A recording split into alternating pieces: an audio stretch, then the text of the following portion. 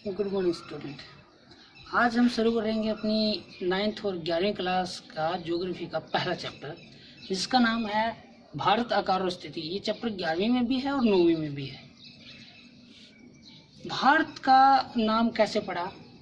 उत्तर भारत में आर्यों के नाम पर, जो आर्य लोग रहते थे उनके नाम पर इसको आर्यवर्त कहा गया। आर्यों की एक शाखा भरत के नाम पर इसको भारतवर्ष कहा गया। यूनानियों ने यहाँ से जो सिंधु नदी जाती है, सिंधु नदी को इंडस कहा और अपने देश को इंडिया कहा। ईरानियों ने इसको हिंदुस्तान कहा है। और भारत के संविधान में भारत और इंडिया दो ही नाम लिए जाते हैं संविधान के अनुसार। नाम है आकार और स्थिति चैप्टर का। आकार की अगर हम बात करें तो भारत का जो क्षेत्रफल है वो 32.8 लाख वर्ग किलोमीटर का है। 32,87,263 वर्ग किलोमीटर टोटल है। इसको शॉर्ट में 32.8 लाख वर्ग किलोमीटर भी कहा जाता है। पूरे विश्व का 2.4% क्षेत्रफल भारत में है। आकार के हिसाब से भारत 7वें नंबर पर आता है। इससे पहले जो देश बड़े हैं भारत से वो है चीन, रूस, चीन, कनाडा, संयुक्त राज्य अमेरिका, ब्राजील, ऑस्ट्रेलिया और 7वें नंबर पर आता है भारत। कई बार एक नंबर का प्रश्न पूछ लिया जाता है कि 8वें नंबर पर कौन सा देश है। 6 तो सबको पता मिलते हैं जो भारत से बड़े हैं, 7वें पर भारत है। 8वें नंबर पर है अर्जेंटीना। एक प्रश्न आकार के हिसाब से एक प्रश्न आता है कि ये बताइए कि भारत का आकार ना तो ज़्यादा बड़ा है और ना ही ज़्यादा छोटा है, यानी कि ना तो विशालकाय है और ना ही बौना है। भारत सिद्ध कीजिए। तो भारत के पहले बड़े जो राष्ट्र देश हैं उनका नाम लेंगे। जैसे रूस जो है वो भारत से 5 गुना बड़ा है। संयुक्त राज्य अमेरिका 3.25 गुना बड़ा है। तो भारत से देश बड़े भी हैं। बाकियों के नाम भी ले सकते हो कि चीन है, ये भारत से बड़ा है। कनाडा, ब्राज़ील, ऑस्ट्रेलिया, ये भारत से बड़े हैं। अगर छोटों की अगर हम बात करें, हमारा पड़ोसी देश पाकिस्तान, इससे अपना देश 4 गुना बड़ा है। फ्रांस से 6 गुना बड़ा है। अपना ही पड़ोसी देश बांग्लादेश, इससे अपना देश 23 गुना बड़ा है। जर्मनी से 9 गुना बड़ा है। तो इस प्रकार सिद्ध हो जाता है कि भारत का जो आकार है वो न तो ज़्यादा विशालकाय है, भीमकाय है, और न ही ज़्यादा बौना है। ये थे आकार की बातें। कई बार स्थिति के संदर्भ में प्रश्न पूछा जाता है कि भारत की स्थिति क्या है। अगर हम पूरी पृथ्वी को एक गोले के रूप में मान लें और इसको 2 बराबर भागों में बांट दें, तो बीच से जो रेखा खींची जाती है बीचों बीच, इसको भूमध्य रेखा कहा जाता है। भूमि के मध्य की रेखा 0 डिग्री अक्षांश इसको कहा जाता है। इसके समानांतर जो लाइनें होती हैं उनको अक्षांश कहा जाता है। ये बिल्कुल उत्तर में जो बिंदु है इसको उत्तरी ध्रुव कहा जाता है, 90 डिग्री अक्षांश। ऐसे ही ये 90 डिग्री दक्षिणी अक्षांश है, इसको दक्षिणी ध्रुव कहा जाता है। क्योंकि जो दिशाएं होती हैं, ये उत्तर की दिशा है, ये दक्षिणी दिशा है, ये पूर्व दिशा है और ये पश्चिम दिशा है। गोले का आधा ऊपरी भाग क्योंकि उत्तर की तरफ है, इसीलिए इसको उत्तरी गोलार्ध कहा जाता है। ये जो निचला हिस्सा है ये दक्षिणी की तरफ है, इसीलिए इसको दक्षिणी गोलार्ध कहा जाता है। तो भारत कहाँ स्थित है? उत्तरी गोलार्ध में स्थित है। और किसी भी देश की स्थिति, कोई देश हो, कोई शहर हो, उसकी स्थिति 2 चीज़ों से निर्धारित होती है, अक्षांश और देशांतर। ये कौन सी रेखाएं हैं? भूमध्य रेखा के समानांतर अक्षांश रेखाएं। इसके लंबवत जो खींची जाती हैं रेखाएं, उनको देशांतर रेखाएं कहा जाता है। इन दोनों के हिसाब से किसी देश की स्थिति पता लगाई जाती है। तो भारत उत्तरी अक्षांशों में स्थित है। अब वो अक्षांशें कौन सी हैं? जैसे ये 0 डिग्री अक्षांश है, 0 से 1, 2, 3, 90 तक है। 90 डिग्री अक्षांश वो पॉइंट है। तो 90, ये जो 90 उत्तरी अक्षांश हैं, इन किन अक्षांशों में भारत स्थित है? भारत जो है वो 8 डिग्री 4 मिनट उत्तरी अक्षांश से लेकर 37 डिग्री 6 मिनट उत्तरी अक्षांशों के बीच में स्थित है। 1 डिग्री को 60 मिनटों में बांटा जाता है। जैसे ये 0 डिग्री है, ये 1 डिग्री है। इसको छोटे छोटे 60 भागों में बांटा जाता है, उनको मिनट कहा जाता है। और इसी प्रकार 1 मिनट को भी 60 छोटे छोटे भागों में बांटा जाता है, उनको सेकंड कहा जाता है। तो भारत की जो स्थिति है वो 8 डिग्री 4 मिनट उत्तरी अक्षांश से लेकर 37 डिग्री 6 मिनट उत्तरी अक्षांशों के बीच में स्थिति है भारत की अक्षांशों में। इसी प्रकार अगर हम देशांतर रेखाओं की बात करें तो भारत जो है वो किन देशांतर रेखाओं के बीच में स्थित है? भारत 68 डिग्री 7 मिनट, क्योंकि देशांतर रेखा कौन सी हो गई? पूर्वी। देखो ये उत्तरी अक्षांश थी, ऐसे ही बीचों बीच अगर हम दो भागों में बांटें तो ये हिस्सा है पूर्वी देशांतरों का बनेगा और ये हिस्सा पश्चिमी है, पश्चिमी देशांतर यहाँ इसके साथ आएंगी।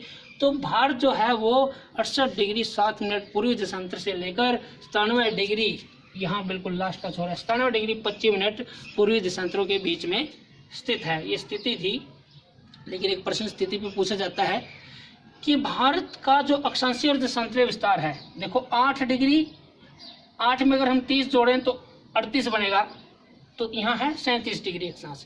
तो लगभग कितना है अक्षांशीय विस्तार? 30 डिग्री का है। उसी प्रकार 68 में अगर हम 30 जोड़ें तो 98 बनता है, यहाँ 97 है। तो देशांतरीय विस्तार भी भारत का लगभग 30 डिग्री का है। जब अक्षांशीय और देशांतरीय विस्तार दोनों ही 30 डिग्री के हैं तो लंबाई और चौड़ाई भी बराबर होनी चाहिए, लेकिन ऐसा है नहीं। जैसे भारत की यहाँ जम्मू कश्मीर से यहाँ कन्याकुमारी तक की जो ऊंचाई है या लंबाई है वो है 3214 किलोमीटर, जबकि यहाँ गुजरात के सौराष्ट्र से लेकर यहाँ अरुणाचल प्रदेश तक का जो हिस्सा है यहाँ की चौड़ाई है 2933 किलोमीटर। तो इनमें भिन्नता क्यों है जबकि अक्षांशीय और देशांतरीय विस्तार दोनों बराबर हैं? इसकी एक वजह है, क्योंकि जो अक्षांश रेखाएं होती हैं 0 से 1, 1 से 2, 2 से 3, 4, 5 ऐसे 90 तक जो अक्षांश रेखाएं हैं उनके बीच की दूरी हमेशा बराबर रहती है, 111 किलोमीटर के लगभग ये बराबर रहती है। लेकिन जो देशांतर रेखाएं हैं उनकी अधिकतम दूरी होती है भूमध्य रेखा पर। और जैसे जैसे अक्षांश रेखाएं, दो अक्षांश रेखाएं ध्रुवों की ओर जाती हैं, उत्तरी ध्रुव की ओर जाएं या दक्षिणी ध्रुव की ओर जाएं, ध्रुव की ओर जाते जाते अक्षांश रेखाओं के बीच की, देशांतर रेखाओं के बीच की दूरी उत्तरोत्तर कम होती जाती है और ध्रुव पर जाकर वो बिल्कुल शून्य हो जाती है। आपस में वो दोनों देशांतर रेखाएं आपस में मिल जाती हैं ऐसे। तो दो देशांतर रेखाओं के बीच की दूरी लगातार कम होती जाती है जैसे जैसे वो उत्तर की ओर जाती है। और भारत क्योंकि उत्तरी गोलार्ध में स्थित है, बिल्कुल भूमध्य रेखा पर नहीं है, हटके है इससे ऊपर की ओर, तो इसीलिए ये जो देशांतर रेखाएं हैं 68 डिग्री 7 मिनट और 97 डिग्री 25 मिनट, इनके बीच की दूरी जो है वो कम हो गई है। इसीलिए भारत की चौड़ाई कम रह जाती है और लंबाई जो है वो ज़्यादा रह जाती है। ये जो कर्क रेखा है, एक प्रश्न ये भी आता है कि भारत के मध्य से कौन सी रेखा गुजरती है? 23.5 डिग्री उत्तरी अक्षांश गुजरती है, इसको कर्क रेखा कहा जाता है। ये कर्क रेखा है। पूछा जाता है कितने राज्यों से गुजरती है? ये 8 राज्यों से गुजरती है। यहाँ गुजरात, राजस्थान का थोड़ा सा हिस्सा, ये मध्य प्रदेश, छत्तीसगढ़, झारखंड, पश्चिम बंगाल, मिजोरम और त्रिपुरा। इसके लिए एक ट्रिक भी है, मिराज JCB@GMT। मिराज का MI से मिजोरम, RA से राजस्थान, J से झारखंड, C से छत्तीसगढ़, B से बंगाल यानी पश्चिम बंगाल, G से गुजरात, M से मध्य प्रदेश और T से त्रिपुरा। मिराज JCB@GMT याद रखने के लिए एक छोटी सी ट्रिक है।